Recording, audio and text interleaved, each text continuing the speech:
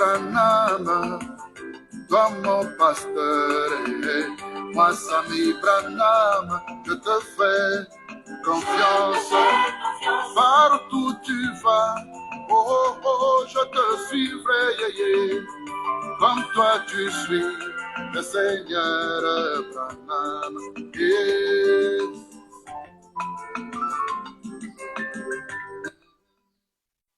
Que le Seigneur William Marion Branham vous bénisse tous dans vos maisons, dans vos voitures, dans tous les endroits où vous êtes, que la lumière éternelle puisse vous éclairer.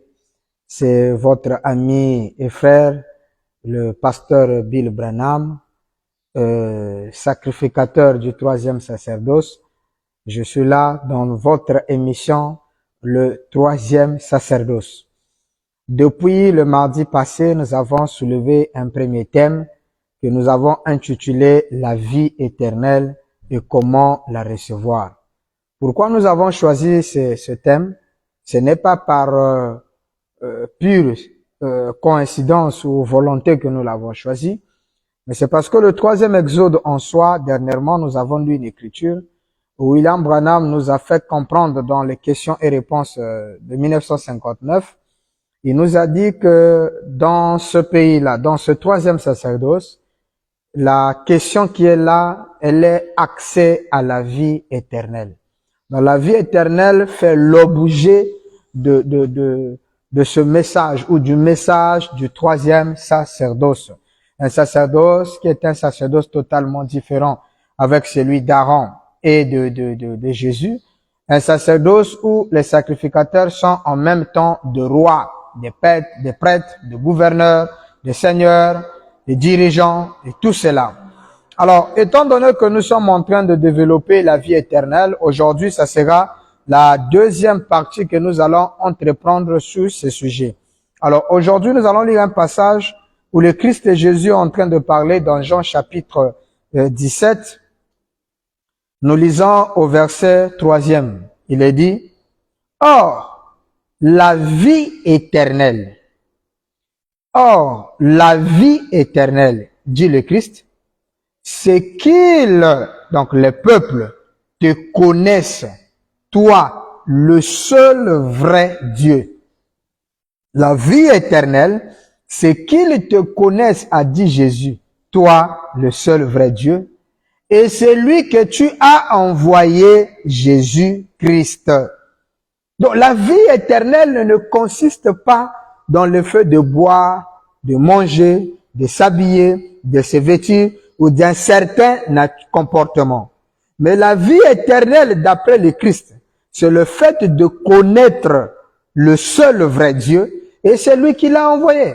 Voilà une formule tellement simple et facile, comme l'a dit le Seigneur dernièrement. Nous le croyons simplement avec une foi comme celle d'un enfant de 2 ans. Un enfant qui ne sait pas est-ce que demain il va manger ou pas. Un enfant qui sait que le lendemain matin, tout ce qu'il a fait, c'est de dire « Papa, maman, j'ai faim ». C'est ce genre de foi que nous devons avoir pour accéder à cette vie éternelle. Donc le Christ est très précis. Il dit la vie éternelle, c'est qu'ils te connaissent toi, le vrai Dieu, et c'est lui que tu as envoyé. Donc la vie éternelle, la formule, c'est de connaître le seul vrai Dieu. Or, selon Apocalypse chapitre 10, le 7e verset, il est dit, mais qu'au jour de la voix du 7e ange, lorsqu'il sonnerait de la trompette, le mystère de Dieu s'accomplira. Ça veut dire que Dieu qui était un mystère sera connu à la voix du 7e ange. Et la voix du 7e ange, quand William Branham interprète ce passage, dans la brochure Les Guides ou encore un guide de 1962, nous sommes au paragraphe 35e. Là-bas, William Branham est clair. Il dit, Apocalypse 17, il explique, c'est de savoir, il dit, à la fin du 7e sceau, nous connaîtrons, qui est Dieu, son être, sa nature et comment il vit. Et tout cela est connu à l'ouverture des sceaux. Or, c'est en ce moment-là qu'on connaîtra qui est Dieu. Alors le Christ dit, même donc la vie éternelle, il faut d'abord connaître qui est Dieu.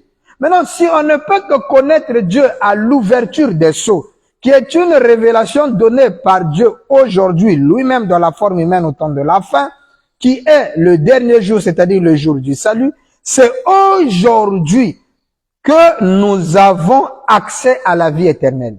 Parce que la vie éternelle, c'est de connaître le véritable Dieu, le seul vrai Dieu. Si nous lisons dans Zacharie, il est écrit, en ce jour-là, l'éternel sera le seul éternel. Ce quel jour? C'est aujourd'hui. Donc, c'est aujourd'hui, au temps de la fin, que nous avons la connaissance du seul et unique vrai Dieu. C'est cela.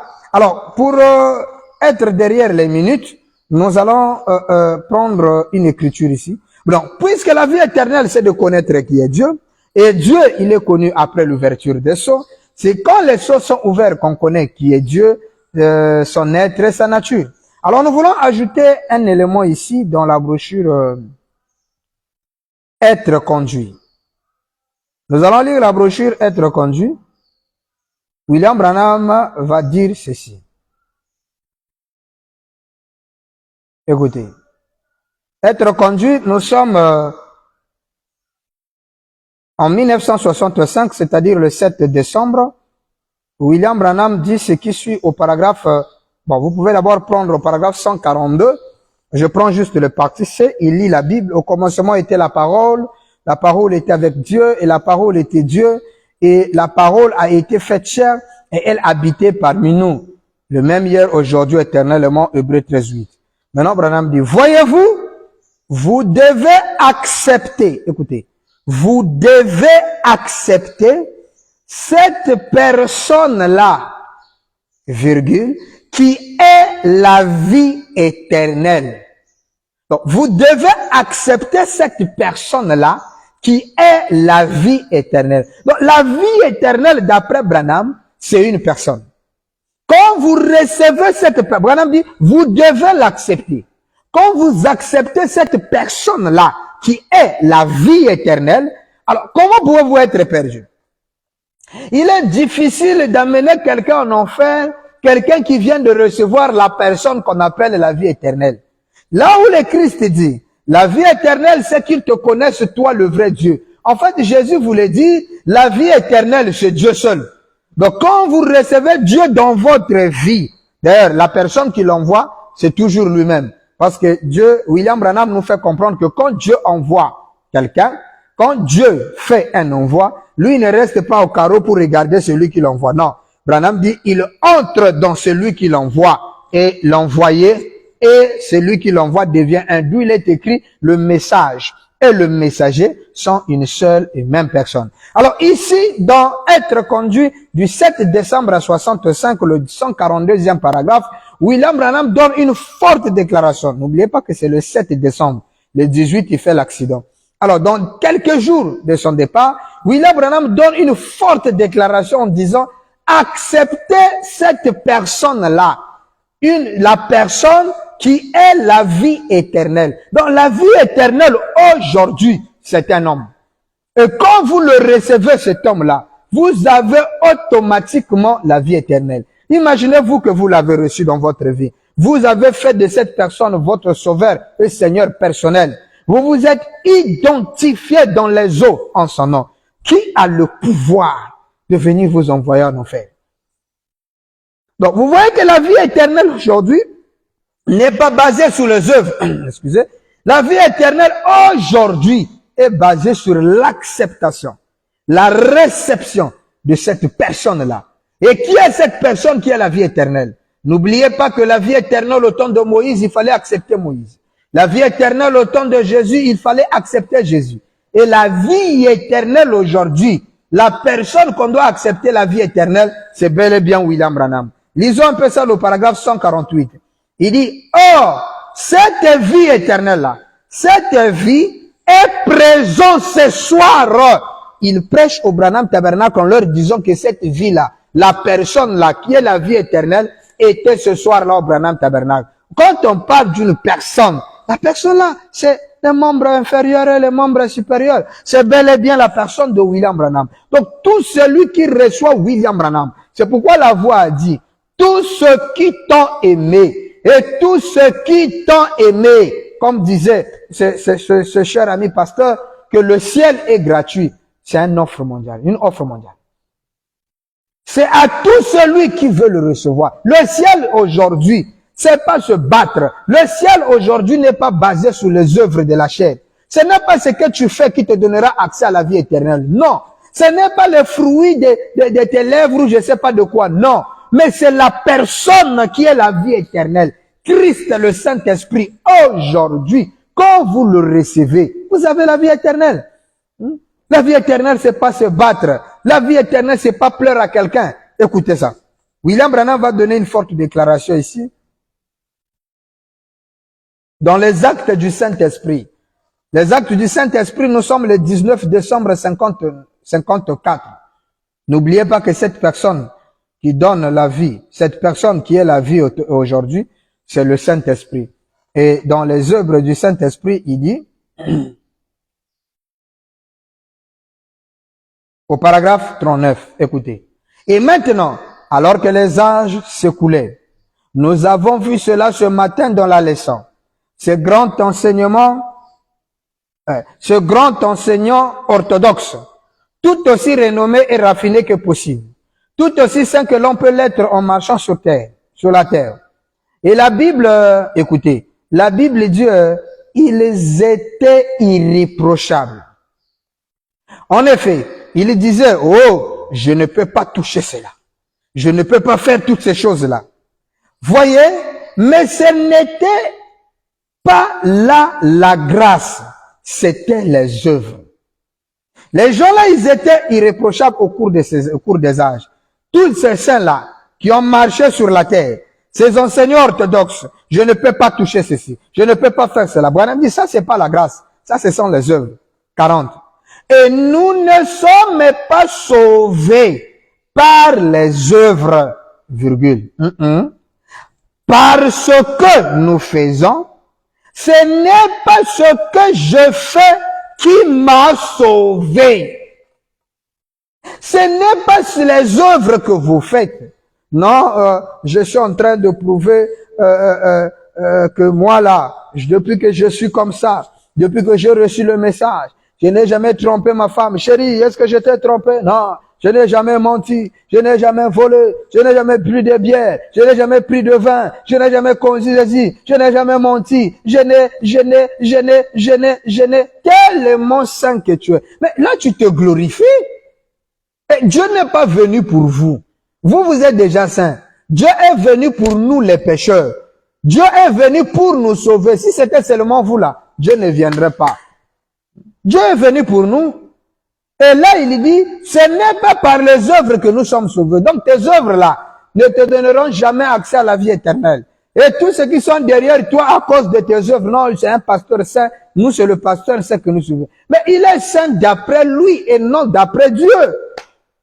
Oh, Branham dit, ce qu'il nous faut aujourd'hui, ce n'est pas notre sainteté, mais sa sainteté à lui. Mieux vaut la sainteté du Seigneur, parce que notre sainteté est éphémère.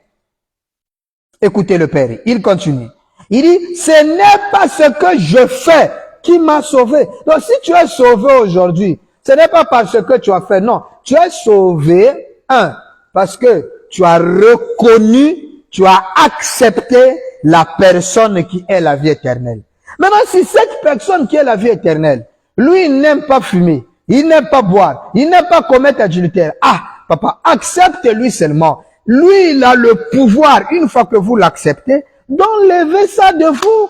Vous n'aurez pas besoin de vous battre. C'est là où l'Écriture dit, ce n'est pas la force de celui qui veut ou de celui qui court, mais c'est l'Éternel Dieu lui-même qui nous fait miséricorde. S'il vous plaît, miséricorde. Même l'apôtre Paul, qui est un patriarche maintenant aujourd'hui, il a dit, le mal que j'ai, c'est ce que je fais. Vous imaginez, vous voyez Paul dans le mal que lui, il ne voulait pas faire. Dans son cœur, il n'avait pas envie de le faire.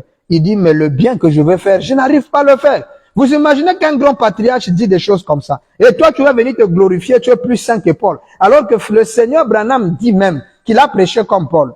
Donc, Paul était un homme qui regardait un peu les choses dans une profondeur un peu plus avancée.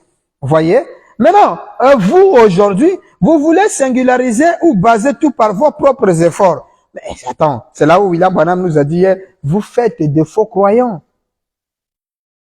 Non, mon église, c'est l'église le plus sainte de la terre. Non, ils sont saints devant toi. Tu n'es pas en train d'amener les gens. C'est là où Frère Branham avait déjà prophétisé. Il dit, il y aura des pasteurs. En fait, c'est devenu des gourous aujourd'hui. Il lie les gens par la peur, en disant que si vous me quittez, vous allez mourir. Vous allez faire ceci. Et voilà, voilà. Donc même toi, si je croise un pécheur ici, là, l'église est censée accepter les pécheurs pour leur transformer en devenant des saints. Mais l'église est devenue un endroit où on chasse. Dès qu'on te voit, frère, je te chasse de l'église. Donc chasser les gens pour lui dans l'église, il devient c'est ça le synonyme d'avoir la vie. Maintenant, les gens que vous chassez là, quand Bill Branham le récupère, quand nous on les prend, oh non, lui il est faux. Oh. Donc tu veux que quand tu chasses quelqu'un, nous aussi on puisse le chasser. Est-ce que toi c'est le ciel? Tu n'es pas le ciel, papa. Le ciel aujourd'hui, c'est que la personne accepte William Branham. Et quand quelqu'un accepte Frère Branham, c'est mon bien-aimé frère. Peu importe ce qu'il croit, peu importe la manière qu'il prouve sa croyance, aussi longtemps qu'il a accepté la personne qui donne la vie éternelle. Est-ce que c'est la doctrine qui donne la vie éternelle? Non, c'est la personne. Branham dit, c'est ce que Christ a fait qui m'a sauvé. Ce n'est pas ce que moi je fais qui m'a sauvé, mais c'est ce que Christ a fait qui m'a sauvé. Voyez-vous, non pas ce que Branham dit, je n'ai pas de sainteté. Pas de sainteté propre à moi. Non, non, non, c'est la sainteté du Seigneur. Parce que notre sainteté égale éphémère. Notre sainteté égale 0. C'est la sainteté du Seigneur qui nous sauve. 41, même brochure. Branham dit, si, condition. Si j'ose dire. Malheureusement, Papa Branham, beaucoup de gens disent ça. Écoutez, hein, si j'ose dire, eh bien, j'ai cessé de boire. Combien de pasteurs disent ça? Un frère Levi. Combien de pasteurs? Moi, des frères, moi j'ai cessé de boire. Branham dit, si vous osez, si vous osez dire, j'ai cessé de boire, j'ai cessé de fumer, j'ai cessé de voler, j'ai cessé de mentir, et ainsi de suite. Branham dit, c'est ce que moi je fais, si je ose le dire. Voyez, ce seraient mes propres efforts. J'aurais de quoi me vanter. 42. Mais je n'ai pas. Je n'ai rien cessé. Un véritable fils de Dieu ne peut pas. Vous savez, boire. Branham dit dans la brochure La soif que boire, c'est une soif que Dieu a mis dans quelqu'un. Aller avec une femme, c'est une soif que Dieu a mis dans quelqu'un. Tout ce que l'on fait là, qui est négatif, n'est que le contraire. Parce que c'est quoi le péché? Le péché, Branham dit, c'est juste que ce n'est que la justice pervertie. Voyez? Donc c'est une nature qui est dans l'homme. C'est normal que quelqu'un boit. C'est normal que quelqu'un fume. C'est normal que quelqu'un va avec d'autres femmes. Je vous dis, c'est tout à fait normal de la façon dont le corps humain est constitué. Alors, il y a besoin maintenant de ce qu'on appelle quoi? La nouvelle naissance. La nouvelle naissance vous octroie ce qu'on appelle le sixième sens. Le sixième sens est au-delà des 5 sens de la chair. Maintenant, quand le sixième sens s'installe en vous, c'est un travail de processus. Ce n'est pas toi qui voudras, mais c'est le Saint-Esprit lui-même, qui est le sixième sens, qui va faire son travail. Maintenant, vous ne condamnez pas quelqu'un, parce que le problème ici, ce n'est pas d'abord laisse de fumer, cesser de boire. Non, non, non. Une personne ne peut pas cesser de boire aussi longtemps qu'il n'a pas en lui quelque chose qui lui amène de cesser de boire. C'est pourquoi l'ange a dit à Branham, amène les gens à te croire. La vie éternelle, c'est croire la personne Branham. Et laisser frère Branham changer l'individu au temps marqué, selon sa saison et selon son plan. Vous voyez? Il dit, je n'ai rien cessé. Un fils de Dieu. Non, non, tu ne peux pas rien cesser. Branham dit, il est simplement venu à moi. Vous écoutez ça? Il est simplement venu à moi Et il m'a débarrassé de cela. Alors si le Saint-Esprit t'a fait grâce de rentrer en toi, de te débarrasser de ce qui est négatif en rapport avec sa parole.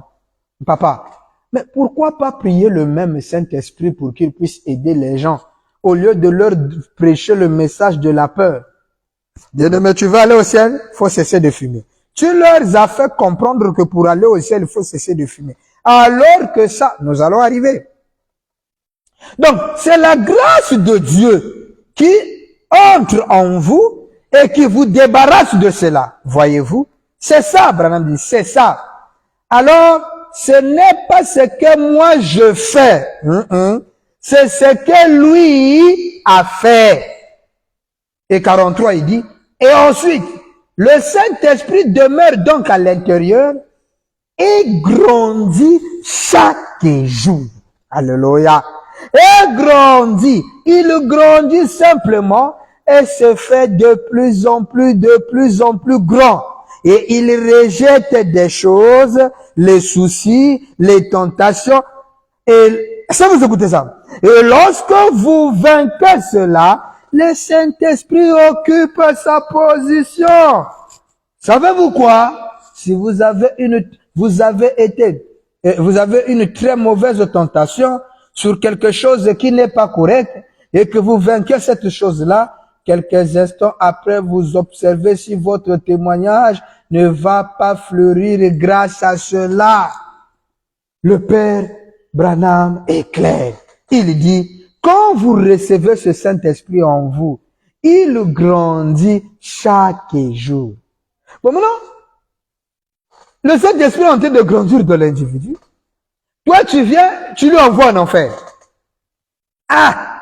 Mais il est en train de grandir.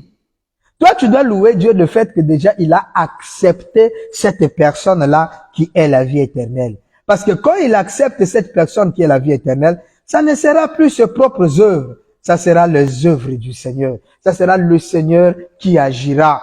C'est pourquoi William Branham va dire ce qui suit. Nous avons lu ça dernièrement dans la brochure La divinité de Jésus-Christ. Nous sommes le 25 décembre 49, lors de l'un des premiers enseignements du Seigneur. Regardez comment il introduit son message. William Branham dit ceci. La parole de Dieu merveilleuse. Nous avons encore près de 20 minutes encore. Il dit ceci. Paragraphe 114. Et aujourd'hui, Dieu a conclu un contrat. Et je crois que la fois prochaine, nous allons essayer de développer un peu l'alliance inconditionnelle. Parce que beaucoup de gens ne touchent pas.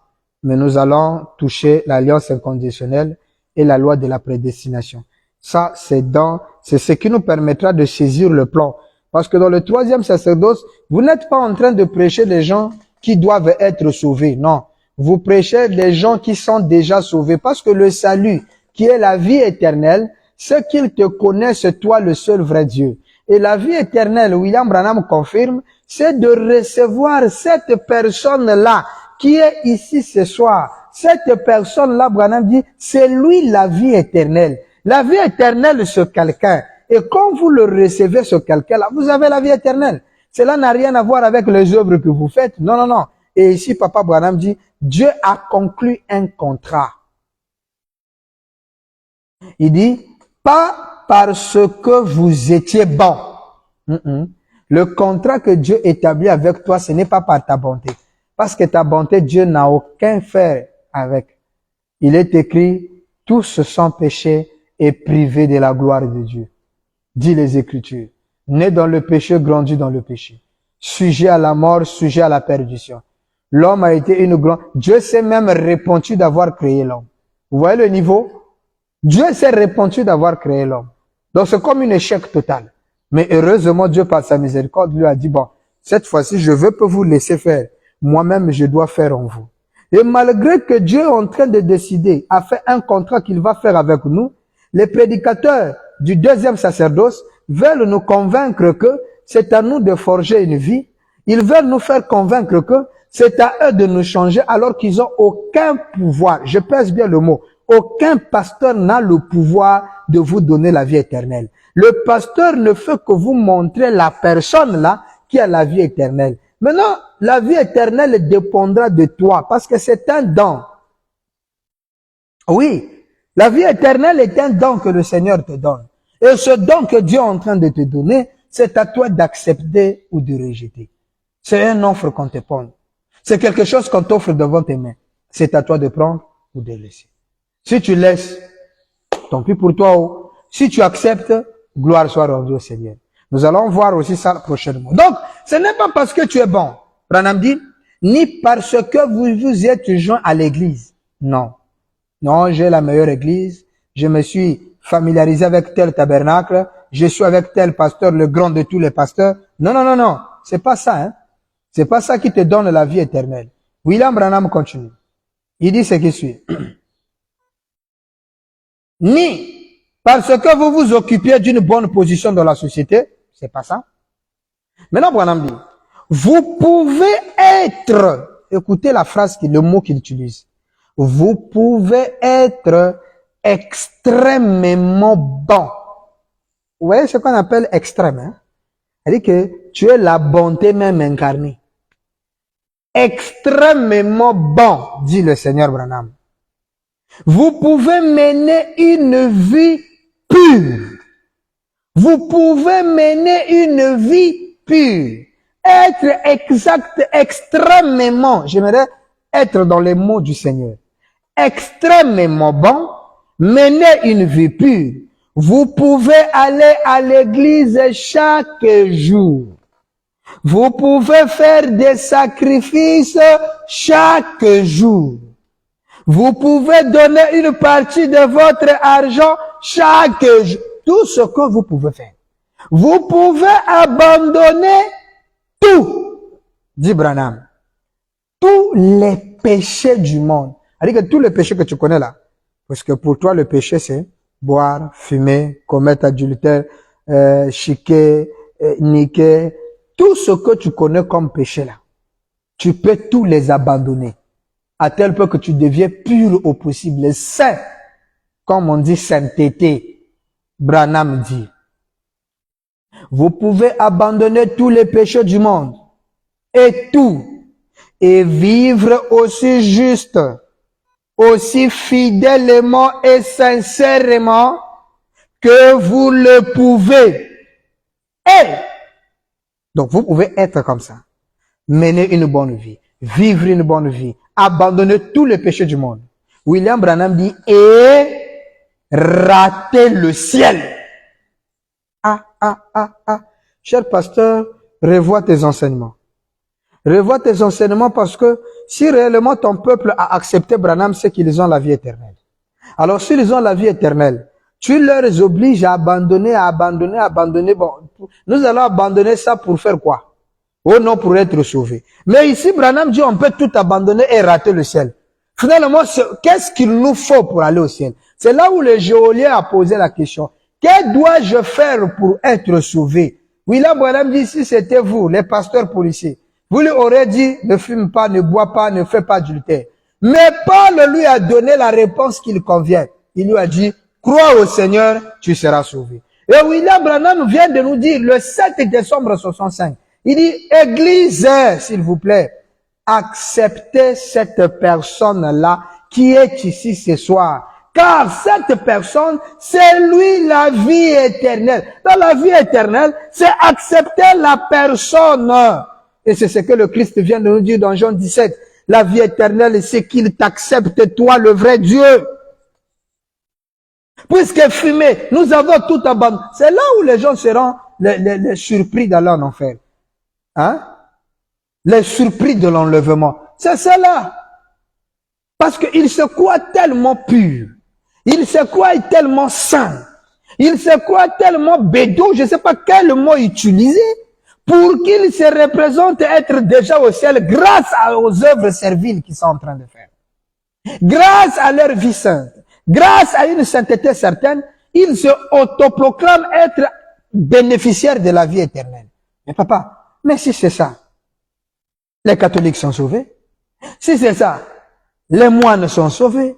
Si c'est ça, les pèlerins de la sainteté qui dépassaient Branham Tabernacle, là où le Seigneur lui-même prêchait, Les pèlerins et de la sainteté, Branham dit, ils étaient plus saints que Branham Tabernacle. Mais le fait qu'ils sont perdus, ce n'est pas recevoir la personne qui est la vie éternelle. Maintenant, Bill Branham et son groupe, tel pasteur et son groupe, ils ont accepté William Branham, cette personne qui donne la vie éternelle. Toi, tu vas leur ôter la vie éternelle comment? Alors que tous ceux qui t'ont aimé, et ce que toi tu as aimé, tu leur offres la vie éternelle. Nous allons lire ça. Branham dit ceci.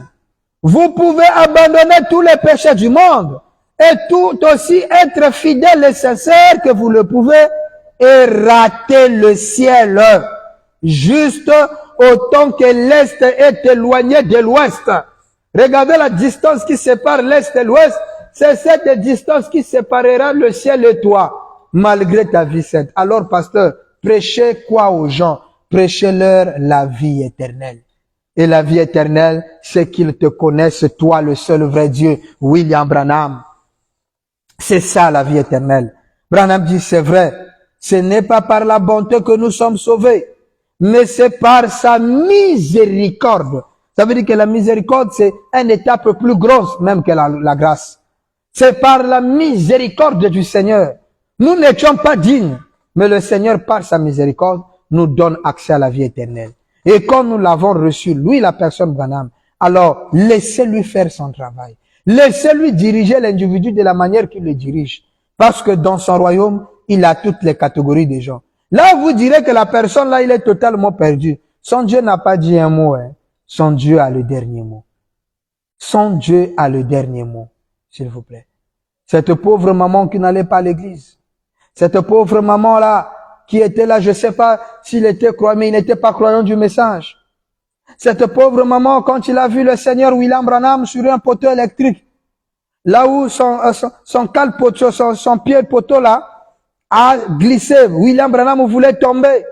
Le fait d'avoir pitié de William Branham qui voulait tomber, Grand Bill dit, il est sauvé de l'autre côté. Une simple maman, le fait d'avoir seulement pitié de l'enfant Branham, de ce jeune homme qui devait tomber, il est de l'autre côté. Cette maman-là qui a donné, cette maman catholique, alors qu'on nous avait dit, les catholiques ne feront, aucun catholique n'est sauvé. Mais cette maman catholique-là, qui voyait Branham aller à l'école sans manteau, elle a pris son manteau, elle a donné à William Branham. Frère Branham dit que cette maman-là, aujourd'hui, elle est dans la gloire. Le fait de donner seulement le manteau à William Branham. Maintenant, moi qui ai accepté Frère Branham dans ma vie, j'ai tout abandonné pour Frère Branham. Les amis, les connaissances, les relations, à cause du Seigneur Branham. Nous l'avons accepté. Et nous sommes allés même jusque dans les eaux, se faire baptiser en son nom. Et vous voulez nous ôter la vie éternelle? Mais qui êtes-vous? Et quand on vous pose la question, sur quelle base vous nous ôtez la vie éternelle? Oh non, parce que vous buvez. Donc pour vous, la vie éternelle, ce n'est pas boire. Mais Branham dit, vous pouvez abandonner tout ça et rater le ciel. Dites aux gens, qu'est-ce qu'il faut pour aller au ciel? Branham dit, ce n'est pas par la bonté que nous sommes sauvés, mais c'est par sa miséricorde que nous sommes rachetés et que Dieu a voulu engendrer des fils et des filles. Nous sommes engendrés par Dieu. Branham dit, la bonté ne les engendre jamais. La bonté n'engendre pas les fils de Dieu. Branham dit, c'est l'Esprit de Dieu qui les engendre. S'il en était ainsi, il n'aurait pas envoyé le Saint-Esprit. Alors, chers bien-aimés frères, chers bien-aimés sœurs, chers pasteurs, chers évêques, aujourd'hui, l'occasion vous est donnée. Aujourd'hui, une occasion vous est donnée. Et cette occasion, c'est quoi? C'est d'accepter la vie éternelle. Et cette vie éternelle, c'est un don. Cette vie éternelle, c'est un homme. Dans la brochure Possédant toutes choses, nous sommes le 6 mai 1962, le 104e paragraphe en descendant. William Branham dit ce qui suit. Je suis héritier du salut. Je suis héritier du salut, dit William Branham. Quel salut? Branham pose la question. Mais qu'est-ce que le salut? C'est quoi le salut? Il répond pour nous. Il dit, c'est quelque chose qui vous est donné.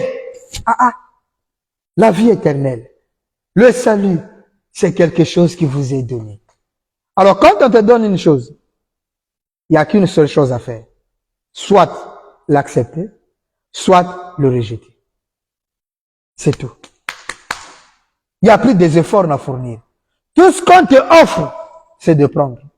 Il est écrit que Christ est derrière la porte en train de frapper. Ce n'est pas le fait simplement d'ouvrir la porte qui est important, mais c'est de le laisser entrer. Alors si quelqu'un laisse Branham entrer dans sa vie, si quelqu'un accepte William Branham dans sa vie, papa, comment peux-tu t'hasarder? Comment peux-tu lui ôter le ciel?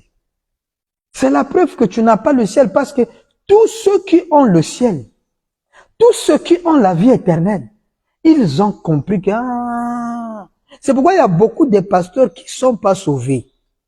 Donc ils se battent pour être sauvés. Alors, puisqu'ils ne savent pas comment accepter cette personne qui est la vie éternelle, ils se sont imaginés des choses dans leur conscience et se réveillent un bon matin et commencent à vous forcer une certaine conduite pour vous dire c'est ça la vie éternelle. Il se dit que bon, peut-être en agissant bien, comme c'est une règle d'or, en agissant bien, nous serons bénéficiaires d'eux. Alors ils sont là tout le jour à vous prêcher. Ah, un pasteur, moi je disais à un ami, je dis, mais si prêcher c'est condamner le péché là, mais tout le monde dans le ministère. Dans le troisième exode, dans le troisième sacerdoce, un sacerdoce où le peuple de Dieu sont déjà acquis, adoptés, scellés, placés dans le royaume. Ils sont sacrificateurs au roi. Tu vas leur dire, laissez de fumer, frère, laissez le péché. Et ils n'ont plus conscience. Branham dit l'adorateur. Et ça, c'est même biblique. L'adorateur, une fois purifié, n'a plus conscience du péché. Comment toi, tu as la conscience du péché? Tu viens prêcher le péché dans le royaume, alors que tu n'es pas censé avoir la conscience du péché. Depuis quand tu as eu cette conscience du péché et tombe, c'est la preuve que tu n'as pas été purifié. La purification que tu te vantes là, c'est une purification personnelle, naturelle, charnelle et diabolique. La vraie purification du Seigneur te ôte la conscience du péché. Quand ton frère fait quelque chose qui n'est pas normal, dans la conscience, dans la vie, parce qu'il est écrit, le péché c'est quoi? Il dit, quand ton cœur te condamne, voilà là où tu fais quelque chose de mal. Mais si ton cœur ne te condamne pas, que dit le Seigneur? Laissez échapper la pression. La vie éternelle en vous. Mais la vie éternelle agit. Vous pouvez rapprocher votre frère. Ah, mais frère, nous on est citoyens du royaume. Et ça là, en faisant ça, tu vois pas que ça peut faire ça. Ça là, ça peut faire ça. C'est là où frère Branham dit, si vous avez un pasteur, ne cherchez jamais un pasteur qui va vous dire de laisser ceci, laisser cela, parce que votre propre conscience elle-même qui vient du ciel vous dit que ces choses-là sont fausses. Oui, c'est ce que William Branham dit. Prochainement, nous aurons le temps de le lire. Mais continuons d'abord notre lecture. Il nous reste pratiquement 5 minutes. Il dit, qu'est-ce que le salut? Je suis dans la brochure Possédons toutes choses du 6 mai 62, paragraphe 104. Il dit, qu'est-ce que le salut? C'est quelque chose qui vous est donné. Branham dit, c'est un don. Le salut est un don. C'est un don, mon frère. Branham dit, je suis héritier du salut. C'est un don que le pasteur ne peut pas te donner. Non, le pasteur te présente le don, c'est à toi de prendre le don. Il peut même te forcer le don là. Tu n'accepteras pas ça si en toi il n'y a rien qui peut recevoir. C'est là où nous allons voir le mystère de la prédestination et l'alliance inconditionnelle. William Branham dit, quel genre de salut? Il dit, pour la vie éternelle. Le salut pour mon âme, le salut pour mon corps, le salut pour ma fatigue, le salut pour tout. C'est un don que le Seigneur nous donne. Et qui est ce Seigneur qui nous donne ce salut-là? C'est William Branham. Cher pasteur, la vie éternelle, c'est un homme, William Branham. Comment la recevoir? accepter cette personne qui est la vie éternelle. Et William Branham va terminer ici. Regardez qu'est-ce qui se passe. Parce que quand vous acceptez cette personne-là qui est la vie éternelle, voilà ce qu'il fait de vous. Dans la brochure Le Roi rejeté ou Adoption, je crois première partie, nous sommes le 15 mai 60. Nous sommes au paragraphe 185. C'est une prière sacerdotale que le Seigneur est en train de faire. Écoutez ceci, peuple du troisième sacerdoce. Écoutez votre héritage. Écoutez votre don. Écoutez la vie éternelle vous parler. Il dit, je termine avec ça. 185 le paragraphe. Voici ce que je te demande. Écoutez cette prière. Père, c'est que chaque personne qui est ici ce matin, qui m'a entendu raconter cette vision. Est-ce que vous avez écouté la vision de Branham? La vision de Branham sur le message de l'heure. Que je puisse rencontrer chacune de l'autre côté. Voilà les souhaits d'un prophète. Et William Branham étant le roi, le King of Kings, le roi des rois, lui qui est le Seigneur des seigneurs, le désir d'un roi est un ordre. Et l'ordre royal nécessite que tous ceux qui l'ont écouté parler, qu'ils leur retrouvent de l'autre côté. Toi, tu vas les enlever comment alors qu'ils ont écouté?